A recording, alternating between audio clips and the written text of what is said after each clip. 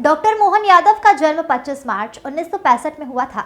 Bharatiya Janata party से संबंधित एक ऐसे भारतीय राजनीतिज्ञ हैं और 2023 से मध्य प्रदेश के 19वें और वर्तमान मुख्यमंत्री के रूप में कार्यरत है। वह मध्य प्रदेश विधानसभा के सदस्य के रूप में उज्जैन दक्षिण निर्वाचन क्षेत्र का प्रतिनिधित्व करते हैं।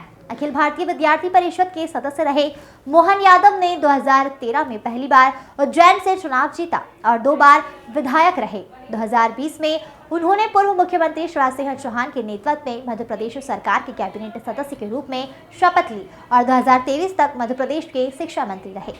2023 के मध्य प्रदेश राज्य विधानसभा चुनाव में वह उज्जैन दक्षिण निर्वाचन क्षेत्र से चुनाव लड़े और जीत हासिल की। 11 दिसंबर 2023 को भाजपा ने घोषणा की कि मोहन यादव मध्य प्रदेश के 19वें मुख्यमंत्री के रूप में काम करेंगे और साथ ही राजेंद्र शुक्ला और जगदीश देवड़ा उप मुख्यमंत्री के रूप में काम करेंगे। मोहन यादव के सीएम बनने के बाद युवा वर्ग से लेकर हर वर्ग के लोगों में उत्साह है। मोहन यादव के आने के बाद से अब मध्य प्रदेश में जय श्री राम के नारे गूंजने लगे हैं। सदन में बात भी उठने लगी है। इससे पहले सीएम शिवराज ने कहीं इन मुद्दों पर चर्चा नहीं की। सीएम यादव ने आते ही अंडा मांस की बिक्री पर रोक लगाया और साथ ही मंदिर मस्जिदों में बज रहे लाउड स्पीकर पर भी रोक लगाई। ऐसा पहली बार हुआ है कि जब किसी सीएम के आदेश का पालन इतनी जल्दी किया गया हो। सीएम मोहन यादव के सदन में कुछ ऐसे मुद्दे को लेकर बात की गई जो कि पूर्व सीएम शिवराज सिंह चौहान ने कही की।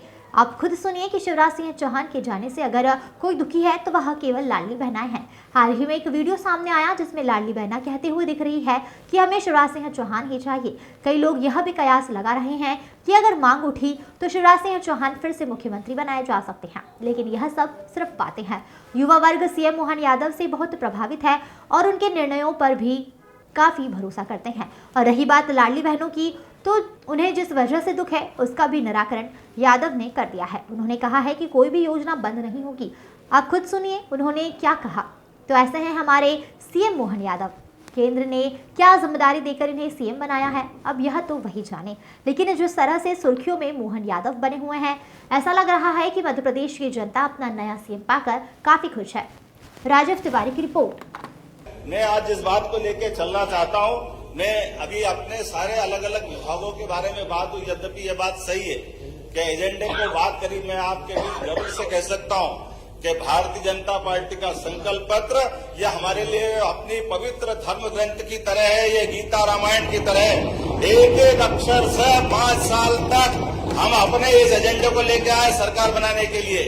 1 महीने की सरकार के लिए नहीं है, ना 13 महीने की सरकार के लिए। और हम और आप 5 साल बाद बात करेंगे कि आप और हमने जो निर्णय किए थे, अपने संकल्प पत्र को लेकर आगे बढ़े थे, तो हम किस रूप में आगे बढ़े।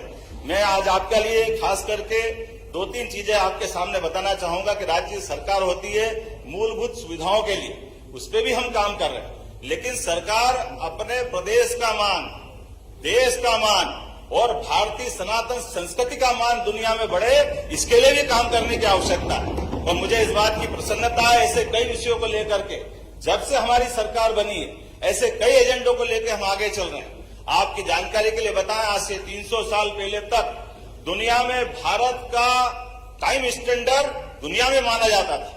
लेकिन काल के प्रवाह में जब हम गुलाम हुए तो ये फ्रांस की राजधानी पेरिस 50 साल तक स्टैंडर्ड टाइम वहां तय होता रहा। उसके बाद 250 साल पहले जब अंग्रेज हावी हुए तो अंग्रेज इस चीज को पेरिस से उठा करके ग्रीनविच ले गए और ग्रीनविच से वो दुनिया में स्टैंडर्ड टाइम तय करने लगे।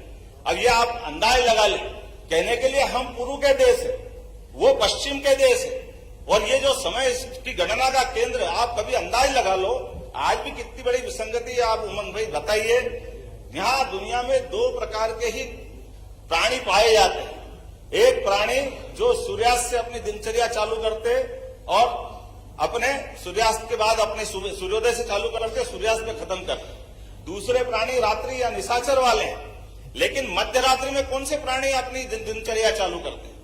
ये मध्य रात्रि में 12 बजे दिन बदलेगा, इसका कौन सा स्टैंडर्ड, ये कौन सा पैमाना है?